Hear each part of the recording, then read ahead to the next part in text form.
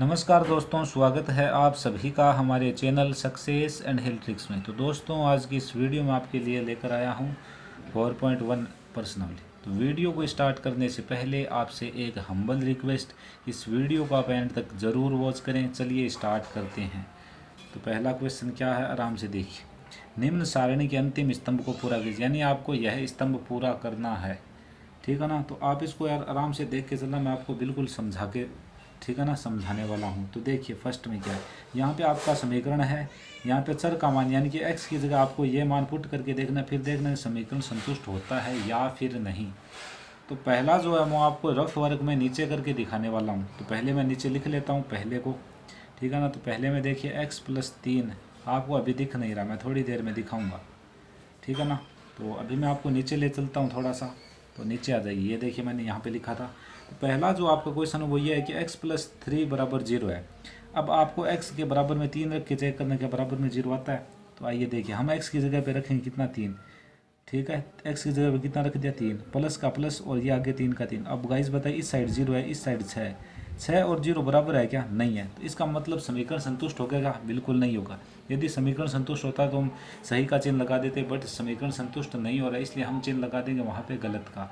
समझ में आपके आ चुका होगा। अब मैं आपको इस तरीके से करके नहीं बताने वाला हूँ। तो संतुष्ट नहीं हो रहा है, इसका मतलब हमने क्रॉस लगा दी, यानी कि संतुष्ट नहीं हो रहा है। आगे देखिए, अब ये बोल रहा है कि x+3 है और x की जगह पे आप 0 रखो। 0 मैं रखूँगा, 0 में 3 जोड़ूंगा, 3 आएगा, बट ये बोल रहा है 0 आएगा। तो ये एक बार फिर से गलत है यार, ठीक है। आगे देखिए, x+3 बराबर 0 है, x की जगह -3 रखूँगा, +3, -3 + 3, इस साइड 0, इस साइड 0, यानी कि यह बिल्कुल सही है। फिर भी नया समझ में आए तो आप मुझे बता देना, क्योंकि ये बिल्कुल इजी क्वेश्चन है। x-7 बराबर 1 है, तो x की जगह पे आप 7 रख के चेक करोगे, 1 आ रहा है। x की जगह मैं 7 रखूँ तो 7 - 7 0 आ रहा है, बट यहाँ पे तो 1 बोल रहा है, यानी कि यह क्या है, गलत है।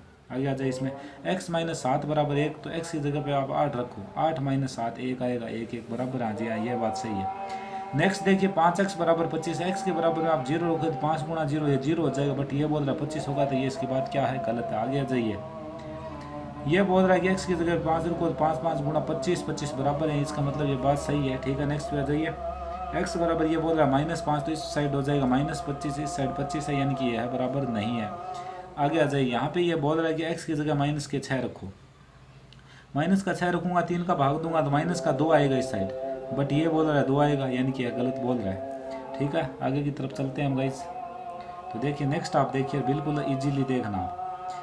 ये बोल रहा है कि m की जगह 0 को फिर 3 से भाग दो, 0 में 3 का भाग दोगे 0 आता है, बट ये बोल रहा है 2 आएगा, तो ये इसका क्या हो जा रहा है, गलत हो गया, ठीक है। अब ये बोल रहा है m की जगह पे 6 रखो, 3 का भाग दो, 2 आएगा, जी हाँ 2 आएगा, ये बात इसकी बिल्कुल सही है। तो गाइज पहला क्वेश्चन आपको समझ में आ चुका होगा, हालांकि मैंने फर्स्ट किया, बट जो पहला क्वेश्चन था उसको मैंने इजीली, इनमें करना क्या, कुछ भी नहीं करना, x की जगह आपको जो दिया वो पुट करना है बस, फिर आपको सिंपली कैलकुलेशन करनी है। अब देखो कैलकुलेशन तो आपको आनी चाहिए, यदि नहीं आती हो तो आप कमेंट सेक्शन में जाके कमेंट करो, मैं कोई सेपरेट वीडियो बना दूंगा कैलकुलेशन का, इस प्रकार की कैलकुलेशन का। तो गाइज अब हम चलते हैं नेक्स्ट क्वेश्चन की तरफ। तो गाइज नेक्स्ट क्वेश्चन देखिए, कोष्टकों को में दिए गए मान संगत समीकरणों के हल है या फिर नहीं। तो गाइज हम यहाँ पे चेक करने वाले, पहले मैं करता हूँ ए को। ए में देखिए लिख रखा है n+5 = 19, यानी n+5 बराबर 19 लिखा है, ठीक है। अब ये बोल रहा है कि n के बराबर में आप 1 रखो, तो n के बराबर में 1, यहाँ पे 1 रख दिया मैंने, +5 बराबर 19। अब गाइज यहाँ से देखिए, ये 6 है, ये 19 है, ये बराबर है क्या, ये बोल रहे हैं बराबर है, बराबर नहीं है ना। तो समीकरण आप बताओ संतुष्ट होती है या नहीं, तो आप यहाँ पे लिख देना नहीं। दोनों तरफ बराबर आए तब समीकरण संतुष्ट होगी, सेटिस्फाई होगी। गाइस सेकंड में आ जाए, सेकंड में आपको सीधा बताने वाला हूँ। देखिए 7 का 7 रखा मैंने, ये गुणा का चिन्ह, n की जगह -2 रखना, इसने बोला है, +5 का 5 और बराबर में कितना 19 आ जाएगा। 7 दूनी 14, बट माइनस है इसलिए -14 प्लस का 5 बराबर में कितना 19। यहाँ तक क्लियर है। -14 में से 5 घटेगा, आपके पास में आएगा -9 बराबर 19। क्या ये बराबर है, बिल्कुल नहीं है, तो ये आपका आंसर हो जाएगा यहाँ से नहीं। सी को करते हैं गाइज, और बिल्कुल इजीली आप आराम से देखना, इसमें लिख रखा है 7, एन की जगह पे आपको 2 रखना, यानी 7 × 2 + 5 और बराबर कितने 19। 7 को 2 से गुणा कराऊंगा, 14 + 5 यहाँ पे लिख दूंगा बराबर में 19। तो गाइज देखिए 14 और 5 19 होते हैं, इस साइड पे 19 19 दोनों बराबर है, तो यहाँ पे आपकी ये जो समीकरण है, इक्वेशन है, बिल्कुल सही। इसके लिए मैं क्या लिख दूंगा यहाँ पर, हाँ। तो गाइज डी में आ जाइए आप, डी ये देखिए 4p - 3, तो 4 का 4p की जगह मान रखना मुझे 1, -3 का 3 और बराबर में कितना 13। अब देखिए 4 गुणा 1 4 और माइनस के 3 बराबर 13। 4 में से 3 घटेगा तो 1 आएगा और बराबर में क्या 13। अब आप ही बताइए मुझे 1 और 13 बराबर है क्या? बिल्कुल नहीं है, तो यहाँ पे आपका आंसर है वो नहीं हो जाएगा। ठीक है, ई को करते हैं गाइस। अब ई को, ई ये है 4p माइनस 13। ठीक है, तो 4p पी की जगह इस बार कितना रखोगे -4, तो 4 गुणा -4 और -3 यहाँ पर लगा बराबर में 13। देखते हैं आता है क्या। 4 4 16 और वो भी किसके माइनस के, और ये माइनस का 3 और ये 13। ये अब आपको पता है ऐड हो जाएंगे दोनों, आएगा क्या माइनस का 19 बराबर में 13। दोनों बराबर है क्या? नहीं, तो आपका आंसर भी क्या हो जाएगा? नहीं। ठीक है ना। एफ इस क्वेश्चन का अंतिम क्वेश्चन है जिसके बारे में बात कर लेते हैं। देखिए पी बराबर इसको 0 रखना है, तो 4 गुणा 0 माइनस 3 बराबर 13। तो गाइस देखना, आप 4 को 0 से गुणा करवाऊंगा तो 0 माइनस 3, 4 को 0 से 0 और -3 का -3, 13 का 13। अब आप ही मुझे बताइए माइनस का 3 और सीधा 13 बराबर है क्या? बिल्कुल नहीं है, तो यहाँ पे भी आपका आंसर क्या हो जाएगा? नहीं। तो गाइज समझ में आपके ये पूरा का पूरा क्वेश्चन आ चुका होगा। तो गाइज अब हम चलते हैं नेक्स्ट क्वेश्चन की तरफ। ये कोई एक्सरसाइज बड़ी नहीं, बस इसमें क्वेश्चन ज़्यादा है। अदर में ये करने में बहुत ज़्यादा सिंपल है। ठीक है, यानी 1 मिनट में आप 5-6 क्वेश्चन कर सकते हो इसके। तो चलते हैं हम नेक्स्ट क्वेश्चन की तरफ। तो गाइज नेक्स्ट क्वेश्चन देखिए, पर्यटन और भूल विधि से निम्न के हल ज्ञात कीजिए। अब हल मुझे तो पहले से ही पता है इसका कि क्या होगा, बट हमें यार पर्यटन एवं भूल विधि से करना है, तो मैंने फर्स्ट यहाँ पे लगा लिया और ये क्वेश्चन लिख लिया 5p + 2 बराबर में कितना 17। अब मैं करूँगा क्या, मैं एक सारणी बनाऊँगा सिंपल, और इससे मैं सब कुछ करने वाला हूँ। आप देख लेना, इससे मैं क्वेश्चन कर दूँगा। ठीक है ना, तो आप आराम से देखना यार, ताकि समझ में आप क्या दे। थोड़ा सा बड़ा ही ले लेते हैं इसको, इतना बड़ा ले लेते हैं। दिख तो रहा है ना आपको? बिल्कुल दिख। ठीक है, यहाँ पे p का मान कर लेंगे। ठीक है, यहाँ पे मैं कर लूँगा समीकरण। ठीक है, और यहाँ पे हम कर लेंगे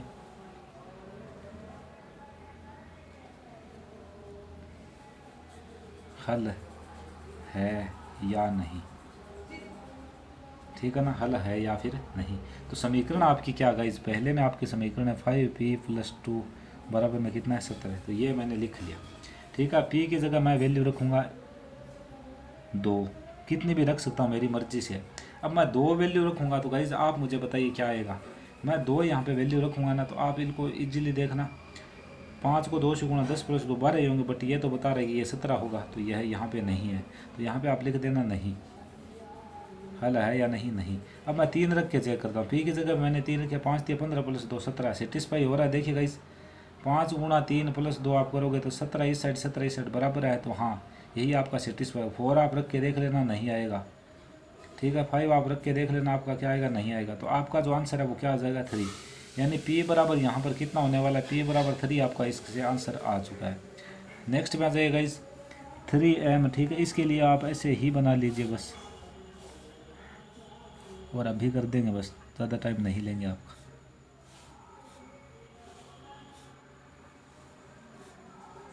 ठीक है ना, यहाँ पे m लिख लूँ, यहाँ पे आपकी समीकरण हो ही जाएगी। यहाँ यस या क्रॉस, नो या यस, यानी कि सही है या फिर गलत है। ठीक है, तो आपके सामने देखिए क्वेश्चन 3m - 14 बराबर 4। यानी m का मान मैं कितना रखूँ? 14, उसमें से माइनस में यदि करूँ तो मेरा जो आंसर है ना वो कितना आ जाए, आप बता दीजिए। 4 आना चाहिए। ठीक है ना, 4 आना चाहिए। तो मैं यहाँ पर m की जगह रख रहा हूँ 4। ठीक है, तो यहाँ पे मेरे पास में आप बताइए समीकरण मैं यहाँ पे पुट करूँगा तो कितना आएगा? आप देखिए 3m - 14 बराबर 4 आएगा क्या? 3 चौके 12, 12 में से 14 घटेगा तो 4 आएगा? बिल्कुल नहीं आएगा, यानी कि है बात है गलत। 5 रखिए, 3 पंजे 15 में से 14 घटेगा 1 आएगा, बट ये बोल रहा है कि 4 आएगा, तो यह भी बात बिल्कुल सही नहीं है। एज इट इज़ उतार लेना है। फिर हम 6 रखेंगे, 6 3 18 - 14 घटेगा 4 आएगा। जी हाँ, ये बात बिल्कुल सही है। आगे आपको चेक नहीं करना है। आपका जो यहाँ पे आंसर है ना m का, वो कितना आ जाएगा? 6 आ जाएगा। तो योर आंसर विल बी 6। ठीक है ना, समझ में आपके आ चुका होगा। तो गाइज अब हम चलते हैं नेक्स्ट क्वेश्चन की तरफ, उसको इजीली हम करने वाले हैं, तो बने रहें आप हमारे साथ। नेक्स्ट क्वेश्चन देखिए, और इनके आंसर मैं आपको बता दूँ, यहाँ सामने देने वाला हूँ। तो क्वेश्चन, निम्न कथनों के लिए समीकरण दीजिए। हमें सिंपली समीकरण देना है। संख्याओं x और 4 का योग 9 है। संख्या x और 4 यानी कि +4 और इनका योग कितना है? 9। तो ये आपका यहाँ से समीकरण बन जाएगा। आगे आइए, y में से 2 घटाने पर 8, तो ये y और इसमें से घटाने के लिए माइनस का चिन्ह, और 2 घटाने इसलिए 2, और कितना प्राप्त होता है? 8। तो ये बराबर 8 आंसर बन चुका है। a का 10 गुना, तो a का 10 गुना यानी कि a गुणा 10 बराबर कितना है? 70। बस यही है। संख्या b को 5 से भाग देने पर 6 प्राप्त होता है। संख्या b है b, इसको आप 5 से भाग दे रहे हो, ठीक है। तो b/5 कर लो आप, ठीक है। और बराबर में आपको कितना प्राप्त हो रहा है, 6, बस हो चुका है। टी का 3/4, टी का की जगह गुणा का चिन्ह 3/4 यानी 3/4, और ये कितना है 15, इसलिए बराबर लिख लो आप क्या 15। आगे आप इसे और सिंप्लीफाई करो तो 3t/4 = 15। आगे आपको हल नहीं करना, सिर्फ आपको समीकरण लिखना था, जो कि मैंने आपको बता दिया है। कोई दिक्कत कोई परेशानी नहीं होनी चाहिए। आगे देखिएगा, इस m का 7 गुना और 7 का योगफल, m का 7 गुना का मतलब m को 7 से गुना तो 7m, और उसमें भी आप 7 ऐड किए तब आपका जाके 77 आ रहा है, ठीक है। अब आगे देखिए, एक संख्या x की चौथाई ऋण, x की चौथाई पहले बताओ, x की चौथाई कितना होगा, x/4, उसका ऋण का मतलब है माइनस, ठीक है 4, यानी x/4 में से 4 घटाओगे तो आपको कितना मिलेगा, 4 मिलेगा, ठीक है ना। नेक्स्ट में आ जाइएगा, इस y के 6 गुने में से 6 घटाना, y का 6 गुना यानी कि 6y, उसमें से 6 घटाऊँ तो मुझे कितना प्राप्त हो, 60, यानी y का मान यहाँ से 10 है, सीधी सी बात है। सॉरी 66, 11 है y का मान, 11 6 66 में से 11, y का मान कितना 66। आगे देखिए, ऐसे ही बता रहा हूँ आपको, z के 1/3 में से z का 1/3 कितना होगा, z/3, और उसमें 3 जोड़ने पर +3 जोड़ने पर कितना प्राप्त हो, 30, तो ये 30 लिख दिया। बस यार इजी क्वेश्चन है, कुछ भी नहीं है। इसको आप पूरे 9 जो क्वेश्चन इनको 1 मिनट में कर सकते हो, मैं कर दूं यार, ठीक है ना। बट मुझे आपको समझाना, इसलिए मैं आराम से चलता हूँ। तो गाइज़ अब हम चलते हैं नेक्स्ट क्वेश्चन की तरफ। तो गाइज़ ध्यान से सुना, अभी अभी हमने जो क्वेश्चन किया था उसका उल्टा क्वेश्चन हमें यहाँ पे करना है। फर्स्ट मैं लगा लेता हूँ, ठीक है। फर्स्ट में देखिए, पी में कितने 4 है क्या, 4 जोड़ने पर 15 प्राप्त होता है। तो गाइज ये आपका फर्स्ट वाला आंसर हो चुका है। सेकंड की बात करते हैं हम, m में से 7 घटाने पे 3 प्राप्त होता है। तो आप लिख लो m में से 7 माइनस कर रहा है, इसलिए घटाने पर कितना प्राप्त हो रहा है आप ही बता दो, 3 प्राप्त होता है। सिंपल वे में लिख रहा हूँ मैं। तीसरे में आ जाइए गाइज, ठीक है ना। 2m, m को 2 से गुणा कराने पर 7 प्राप्त होता है। हम अपनी भाषा में लिख रहे हैं, मैं मेरी भाषा में लिख रहा हूँ, कोई बुक किस लैंग्वेज में नहीं लिख रहा, यानी कि बुक की भाषा में। m में 5 का भाग देने पे 3 प्राप्त होता है। m में 5 से भाग देने पर 3 प्राप्त होता है। आगे लिख लेना है आप यार। v में आ चुका हूँ इसमें, v में 3m, m के 3 गुने में 5 से भाग देने पर 6 प्राप्त होता है। आगे लिख लेना कितना प्राप्त होता है, 6। VI में आ चुका है, क्योंकि मैं एक क्वेश्चन नहीं छोड़ रहा, ठीक है ना। VI में आ चुके हैं, यानी m का 3 गुना और उसमें m के 3 गुने में 4 जोड़ने पर 4 जोड़ने पर कितना प्राप्त होता है, 25 लिखना है, 25 प्राप्त होता है। कितना प्राप्त होता है गाइज, 25। और VII में आ जाइए, अब 7 में आ चुके हम।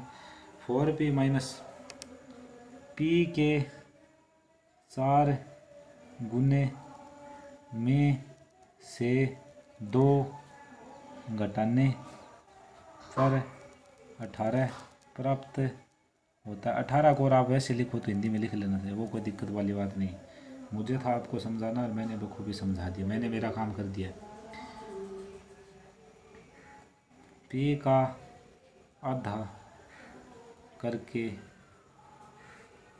उसमें 2 जोड़ने पर 8 प्राप्त होता है। गाइस सभी क्वेश्चन मैंने यहाँ से कर दिए हैं। अब हम चलते हैं नेक्स्ट क्वेश्चन की तरफ। अगला क्वेश्चन देखिए गाइस, निम्न स्थितियों में समीकरण बनाना हमें तो सिर्फ। इरफान कहता है कि उसके पास परमीत के पास जितने कंचे हैं उसके 5 गुने से 7 अधिक है। इरफान के पास 37 कंचे हैं, तो परमीत के पास 37, परमीत के कंचों की संख्या को m लीजिए।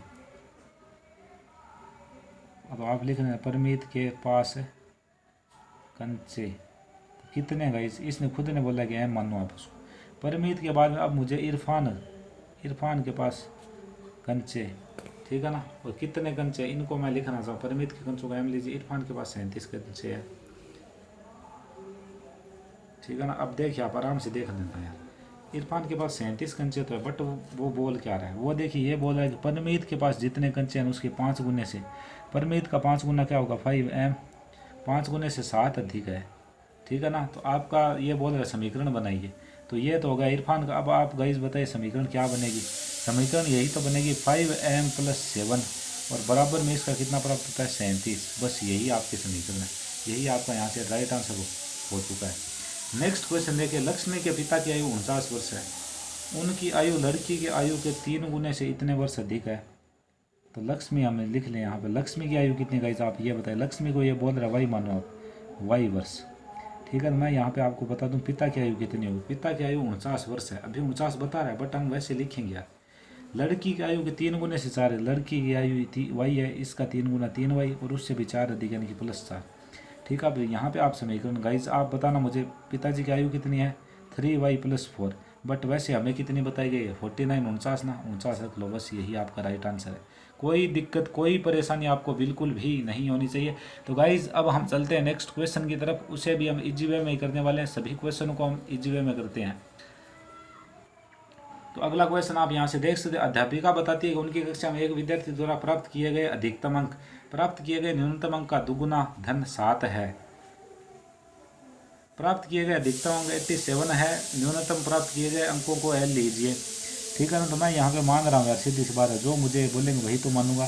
तो न्यूनतम अंक को गाइज मैंने L मान लिया, क्योंकि इन्होंने बोला यार क्वेश्चन में L मान लिया, ठीक है। अब मुझे यहाँ पे बताने अधिकतम